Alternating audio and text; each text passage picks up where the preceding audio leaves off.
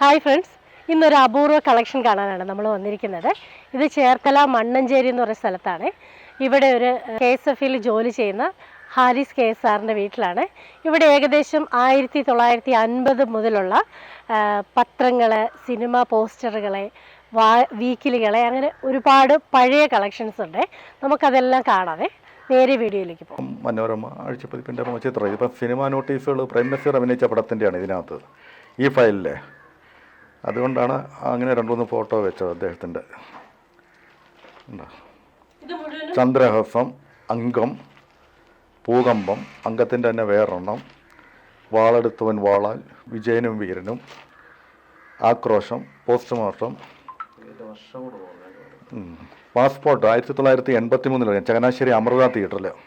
ഇതിന് തൊട്ടിപ്പുറത്തെ സ്കൂളിലാണ് പഠിച്ചിരുന്നത്, ചങ്ങനാശ്ശേരി അമൃത. ചങ്ങനാശ്ശേരി അമൃത അന്നത്തേത്. ചമ്പൽക്കാട് ധ്വനി, ഇത് 88 ഡിസംബറിൽ ഇറങ്ങിയ പടമാണ്. ധ്വനി ചങ്ങനാശ്ശേരി അനു തിയേറ്ററിൽ. ഇടിയുമില്ല കോട്ടയം ആനന്ദ് തിയേറ്ററിൽ, കോട്ടയം. കടൽപ്പാലം. ഈ നോട്ടീസിന് ഒരു പ്രത്യേകതയുണ്ട്. എനിക്ക് തോന്നുന്നു ഞാൻ ആദ്യം ശേഖരിച്ച ഈ നോട്ടീസാണെന്ന് തോന്നുന്നു. ഇത്തിത്താനം പുഷ്പ തിയേറ്ററിൽ. ഇത്തിത്താനം പുഷ്പ തിയേറ്ററിലെ ഇരുമ്പഴികൾ. സാറേ നമസ്കാരം. നമസ്കാരം. സാറേ ഈ കളക്ഷനൊക്കെ കണ്ടു. സാർ എത്ര കാലമായി ഇതെല്ലാം തുടങ്ങിയിട്ട്, ഇങ്ങനെ ഒരു കളക്ഷൻ തുടങ്ങിയിട്ട്? ഞാൻ 8ാം ക്ലാസ്സിൽ പഠിക്കുമ്പോഴാണ് ഇത് തുടങ്ങുന്നത്. അപ്പോൾ അന്ന് ഓർമ്മയൊന്നും ഇല്ല ഇത് തുടങ്ങുന്ന സ്റ്റാർട്ടിങ്ങിൻ്റെ ആയിരുന്നു. ഇങ്ങനെ കിട്ടുന്ന കൊണ്ട് വെക്കുമെങ്കിലും കുറേ നാൾ കഴിഞ്ഞാണ് അതിനെപ്പറ്റി ഞങ്ങൾ ഓർമ്മയിലേക്ക് വരുന്നത് തന്നെ.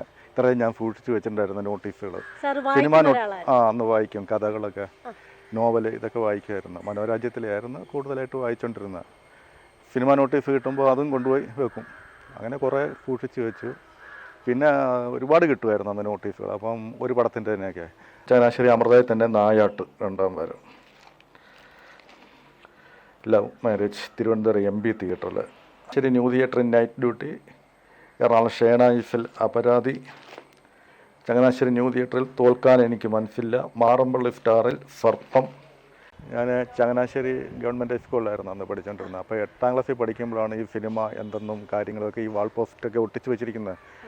ചങ്ങനാശ്ശേരി അമൃത തിയേറ്റർ. അപ്പോൾ അതൊരു രസമായിരുന്നു കാണാൻ. അങ്ങനെ കിട്ടുമ്പോൾ അവിടുത്തെ നോട്ടീസുകൾ സൂക്ഷിക്കാൻ തുടങ്ങി. അങ്ങനെ കുറേശ്ശെ കൂട്ടി അങ്ങനെ കുറേ ഒരു 85-90 വരെയുള്ള നോട്ടീസുകൾ. അതായത് ഏകദേശം ഏത് വർഷം മുതലായിരിക്കും അത്? 79 ഇരുമ്പഴികൾ എന്ന സിനിമ ഇറങ്ങുന്ന തൊട്ടാണ് ശ്രദ്ധിക്കാൻ തുടങ്ങുന്നത്. പിന്നെ കരിപുരണ്ട ജീവിതങ്ങൾ പറഞ്ഞ് വേറെ സിനിമ. വണ്ടിയിലാണല്ലോ. അന്ന് ഈ വണ്ടിയിൽ ചില ഓല തിയേറ്ററിലൊക്കെ എന്ന് പറയുമ്പോൾ വലിവണ്ടിയില്ലേ, അതിലിങ്ങനെ കൂടാരം പോലെ ഇങ്ങനെ വെച്ച് അവിടെ ആൾക്കാർ ഈ ചെണ്ടയൊക്കെ കാണാം. ഒരു രസമായിരുന്നു അന്ന് ആ കാലഘട്ടത്തിൽ അതൊക്കെ.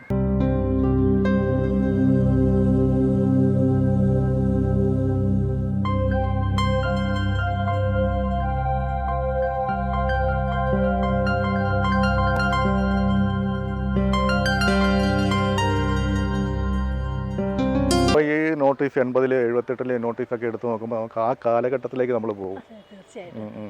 അപ്പോൾ എന്ത് സുന്ദരമായ ഒരു കാലഘട്ടമായിരുന്നു. ആ കാലഘട്ടം ഇനി ഉണ്ടാകത്തില്ല. പിന്നെ ഈ പത്രങ്ങളും വീക്കിലികളും എല്ലാം അന്ന് മനോരാജ്യമായിരുന്നു ഏറ്റവും ഇഷ്ടം. നാറാണത്ത് പ്രാന്തൻ ചിത്രകഥയുണ്ടായിരുന്നു. അത് വായിക്കാൻ വേണ്ടിയായിരുന്നു. കടമറ്റത്ത് കത്തനാർ, കായംകുളം കൊച്ചിൻ, ഇതെല്ലാം ചിത്രകഥയായിരുന്നു. അപ്പോൾ അതിനോട് വലിയൊരു താല്പര്യമായിരുന്നു. അങ്ങനെ മനോരമ, മനോരാജ്യം, അതൊക്കെ ഈ കാശ് ബുദ്ധിമുട്ടുള്ളൊരു സമയമല്ലേ. അപ്പം വീട്ടിലറിയാതെ കോഴിമുട്ട, അന്ന് കോഴിയൊക്കെ വളർത്തുന്നല്ല, അതുകൊണ്ട് കടകളിൽ കൊടുത്ത് ഒരു 65 പൈസ കിട്ടും. ബാക്കി ഒരു 10 പൈസ ഇട്ട് മനോരാജ്യം. 65 അല്ല 50 പൈസയൊക്കെ ഉള്ളൂ അന്ന് മേടിക്കാനുള്ള കഷ്ടപ്പാട് ഓർത്ത് സൂക്ഷിച്ചു വെക്കാൻ കളയാതെ. കുറേയൊക്കെ സൂക്ഷിച്ചു വെച്ചിട്ടുണ്ട് അന്ന് മനോരാജ്യമൊക്കെ. പിന്നെ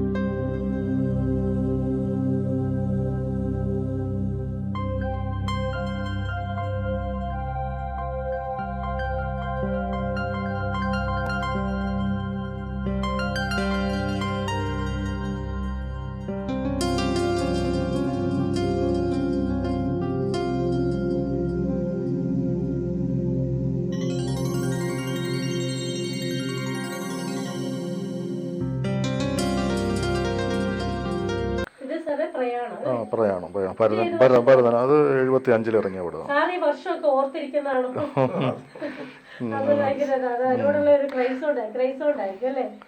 തിമിംഗലം.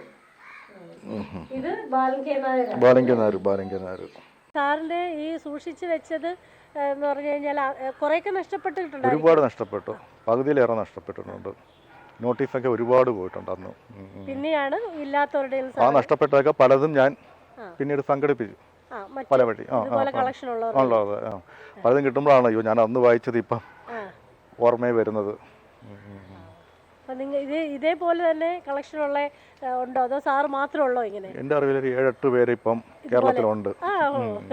പക്ഷെ അത് മൊത്തത്തിൽ കാണുകയില്ല, ഏതെങ്കിലും ഒരു കുറച്ച് വർഷങ്ങളിലേ കാണത്തുള്ളൂ. ഇപ്പം എൻ്റെ കയ്യിൽ ഇപ്പോൾ 1950 മുതലുള്ള ഇങ്ങോട്ട് ഉണ്ടെങ്കിൽ അത് പ്രസിദ്ധീകരണങ്ങളാണ്. സിനിമാ നോട്ടീസ് ഒരു 70 മുതൽ അല്ലെങ്കിൽ ഒരു 65 മുതൽ അങ്ങോട്ട് കുറച്ച് വന്ന് ഒരു 70 മുതൽ ഇങ്ങോട്ട് ഏറെക്കുറെ മിക്കവാറും സിനിമയുടെ നോട്ടീസുകളുണ്ട്, ഒരു 90 വരെ.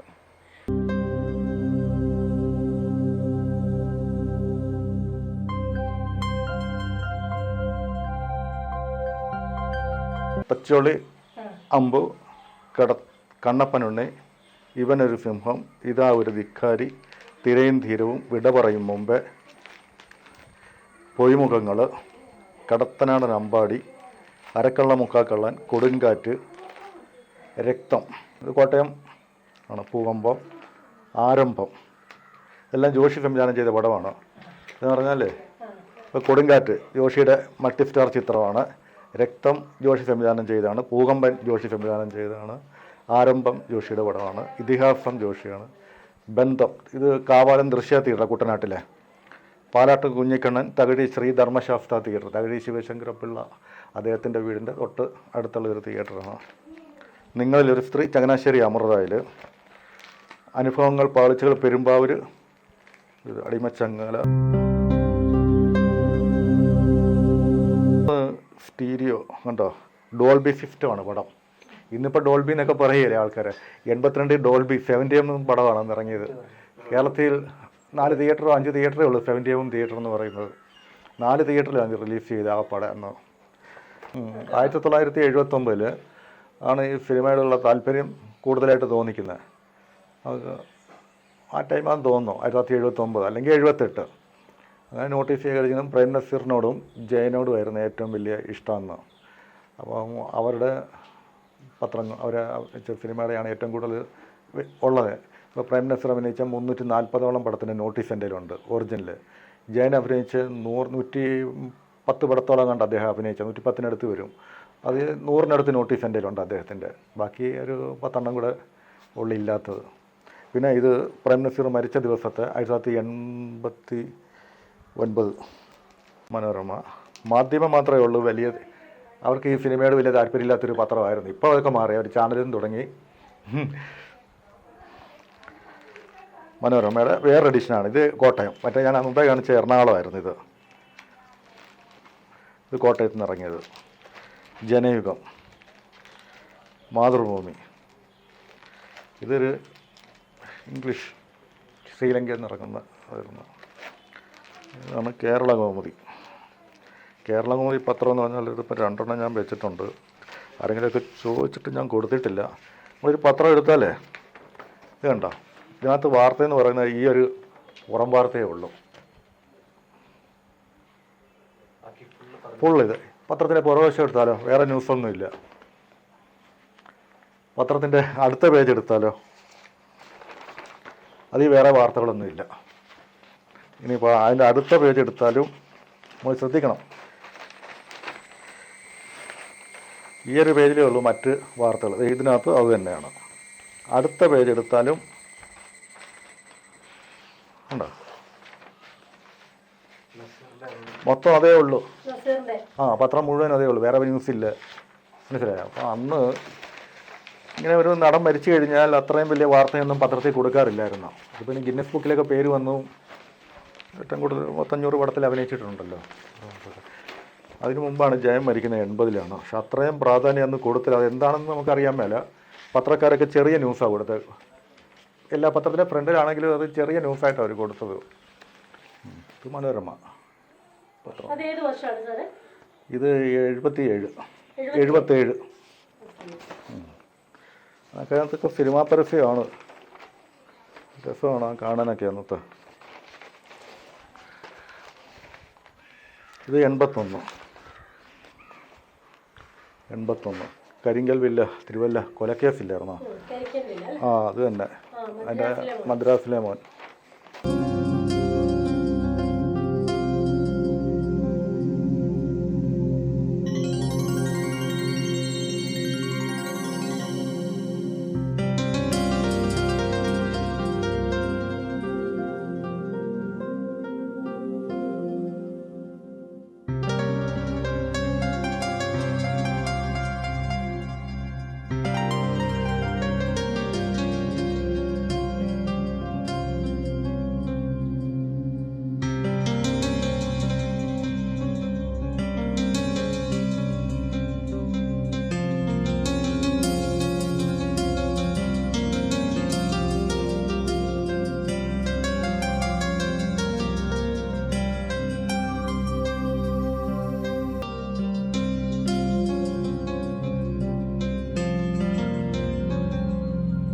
കേരള ശബ്ദമാണ്. കേരള ശബ്ദം, കുങ്കുമം വാരിക, കുങ്കുമം വാർഷിക പതിപ്പ്, മനോരാജ്യ ആഴ്ചപ്പതിപ്പ്, ചിത്രഭൂമി, ഇതെല്ലാം നാനായാണ്.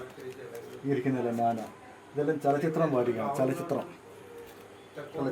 പിന്നെ മറ്റു വേറെ ഇതെല്ലാം മനോരമ ആഴ്ചപ്പതിപ്പാണ്. മനോരമ ആഴ്ചപ്പതിപ്പ്. ഏറ്റവും ഇഷ്ടപ്പെട്ട ഒരു പ്രസിദ്ധീകരണമാണ് കോട്ടയത്ത് നിന്ന് ഇറങ്ങുന്ന ചിത്രരമ. എല്ലാ പരസ്യം ഇതൊക്കെ. അപ്പം മേടിക്കണമെങ്കിൽ അത്ര 60 പൈസയാണ്. 60 പൈസ 70 പൈസ. കൈ കാശ് കാണത്തില്ല, പഠിച്ചുകൊണ്ടിരിക്കുന്ന സമയമല്ലേ.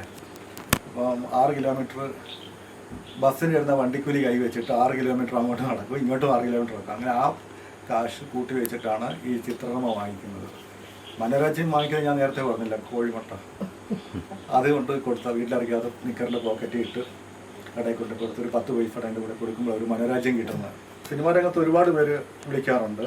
പഴയ താരങ്ങൾ, പഴയ സിനിമയിലെ രംഗത്ത് പ്രവർത്തിക്കുന്ന എഴുത്തുകാർ, അങ്ങനെ ഒരുപാട് പേരുണ്ട്. പിന്നെ ഫേസ്ബുക്കിലൊക്കെ ഒരുപാട് സുഹൃത്തുക്കളുണ്ട്. അപ്പോൾ അവരൊക്കെ ഓരോ ഫോട്ടോ ആവശ്യപ്പെടും. സംവിധായകൻ ടി എസ് സുരേഷ് ബാബു, പിന്നെ മരിച്ചുപോയ ആൻ്റണി ഈസ്റ്റ്മാൻ, ഇവരൊക്കെ ഒരുപാട് പേരുണ്ട്. പറയാനും കൊണ്ട് സാജൻ ചക്കരയും, ഇങ്ങനെയൊക്കെ ഒരുപാട് ആൾക്കാരുണ്ട്. ഇവരെല്ലാം വാട്സപ്പിലുണ്ട്. എൻ്റെ വാട്സപ്പിൽ എല്ലാം സുഹൃത്തുക്കളാണ്. അപ്പോൾ ഓരോ ഫോട്ടോകളൊക്കെ അവർക്ക് പഴയത് ചോദിക്കുമ്പോൾ മറ്റു സമയം കിട്ടുന്നില്ല. ജോലി കഴിഞ്ഞ് വരുമ്പം ഒരുപാട് സമയം അതിൻ്റെ തപ്പിയെടുക്കണ്ടേ. ഇത്രയാണോ ഇരിക്കുന്നതെന്ന് എവിടെയാണോ ഇരിക്കുന്നതെന്ന് അറിയില്ലല്ലോ. ഈ സാറ് ഈ ചെറുപ്പത്തിൽ ഇങ്ങനെ ഈ പൈസ ഈ രീതിയിലേക്ക് ഇതിന്റെ ഒരു കളക്ഷൻ, അപ്പൊ സാറിന്റെ വീട്ടിലുള്ള ഒരു പേരൻസിന്റെ ഒക്കെ ഒരു റെസ്പോൺസ് എങ്ങനെയായിരുന്നു? ഒന്നുമില്ല, എതിർപ്പായിരുന്നു. കുറേയൊക്കെ കത്തിച്ച് കളഞ്ഞായിരുന്നു. ഞാൻ ഇടയ്ക്കൊന്ന് ഗൾഫിൽ പോയായിരുന്നു. ആ സമയത്ത് വീട്ടിൽ എൻ്റെ പെങ്ങളാണ് പറഞ്ഞത് എല്ലാം എടുത്ത് കുറേ വീട്ടിൽ കത്തിച്ച് കുറേ കളഞ്ഞ്. ഒരു ദിവസം ഞാൻ വൈകുന്നേരം വീട്ടിൽ വരുമ്പം ഇതുപോലെ ഈ പെട്ടി തുറന്ന് നോക്കുമ്പോൾ അതിനകത്ത് ഒന്നുമില്ല. അതെല്ലാം എടുത്ത് വീട്ടിൽ ആക്രിക്കാർക്ക് എടുത്ത്. കാര്യം അതിനകത്തൊരു മോശം വീക്കിലി ഇരിപ്പുണ്ടായിരുന്നു. ഒരു ലവോ അങ്ങനെ എങ്ങാണ്ട് പേരുള്ള ഒരു സിനിമാ പ്രസിദ്ധീകരണം അതിനകത്ത് കണ്ട് ആ ഫോട്ടോ കണ്ടതിൻ്റെ പേര് അത് മൊത്തം എടുത്ത് അത് വീട്ടിൽ വെക്കാൻ കൊള്ളത്തില്ല എന്നും പറഞ്ഞു. ഞാൻ മോശമായി പോകുമെന്നും പറഞ്ഞു. അത് എല്ലാം എടുത്ത് ഭയങ്കര സങ്കടമായി. അതിനകത്ത് വേറെ ഒരുപാട് ഇന്നും സൂക്ഷിക്കാൻ പറ്റിയ സാധനങ്ങളൊക്കെ ഉണ്ടായിരുന്നു. സിനിമയെ ഇത്രയേറെ സ്നേഹിക്കുന്ന ഒരാളെ ആദ്യം കാണുവാണ് കേട്ടോ. കാരണം ഇദ്ദേഹത്തിൻ്റെ കയ്യിലുള്ള സിനിമ നോട്ടീസുകൾ ഏകദേശം 69, 50 മുതൽ കാലഘട്ടങ്ങളിലുള്ള എല്ലാ സിനിമാ നോട്ടീസുകളും അത് ഇങ്ങനെ വെറുതെ വെച്ചിരിക്കുകയല്ല, ഫയൽ ചെയ്ത് ഓരോ നടന്മാരുടെ, ഓരോ സംവിധായകരുടെ അങ്ങനെ വളരെ നീറ്റായിട്ടാണ് വെച്ചിരിക്കുന്നത്. അതുപോലെ തന്നെ പഴയ വാരികകൾ, മംഗളം ഒക്കെ, ഇത് നിങ്ങൾക്ക് ഈ വീഡിയോ കാണുമ്പോൾ അത് മനസ്സിലാകും. അതോടൊപ്പം തന്നെ ഈ സിനിമാ പത്രങ്ങൾ, സിനിമാ അനുബന്ധമായ എല്ലാ മാഗസിൻസും. ശരിക്കും പറയും സിനിമ ഇത്രയേറെ സ്നേഹിക്കുന്നത് എനിക്ക് തോന്നുന്നില്ല കേരളത്തിൽ ഇത്രയും കളക്ഷൻ അറിയില്ലെങ്കിലും ഉണ്ടോയെന്ന് പോലും അറിയത്തില്ല. അതുകൊണ്ട് തീർച്ചയായിട്ടും ഈ ഒരു വീഡിയോ നിങ്ങൾ എല്ലാവരിലേക്ക് എത്തിക്കണം. കാരണം ഇതിലെ പല പോസ്റ്ററുകളും പല കാര്യങ്ങളും കാണുമ്പം ഒരു പ്രായമുള്ള ഒരുപാട് പേർക്ക് ഒത്തിരി പഴയ കാലത്തിലേക്ക് അവരെ കൂട്ടിക്കൊണ്ടു പോകാൻ സാധിക്കും. അപ്പം ഇത്രയേറെ കളക്ഷൻ കാണാൻ സാധിച്ചത് ഞാൻ വലിയൊരു ഭാഗ്യമായി കരുതുന്നു. അതുപോലെ തന്നെ ഇദ്ദേഹത്തെ പോലുള്ള ഒരാളെ എൻ്റെ ചാനൽ വഴി നിങ്ങളിലേക്ക് എത്തിക്കാൻ കഴിഞ്ഞത് എനിക്ക് അതിലേറെ സന്തോഷമുണ്ട്. അപ്പോൾ തീർച്ചയായിട്ടും ഷെയർ ചെയ്യുക, കാണുക. നമ്മുടെ ഈ ചാനൽ കാണുന്ന ആരെങ്കിലും ഇത് സബ്സ്ക്രൈബ് ചെയ്തിട്ടില്ലെങ്കിലും ഒന്ന് ചെയ്തേക്കണേ. വീണ്ടും അടുത്തൊരു വീഡിയോയുമായി കാണുന്നവരെ താങ്ക് യു സോ മച്ച്.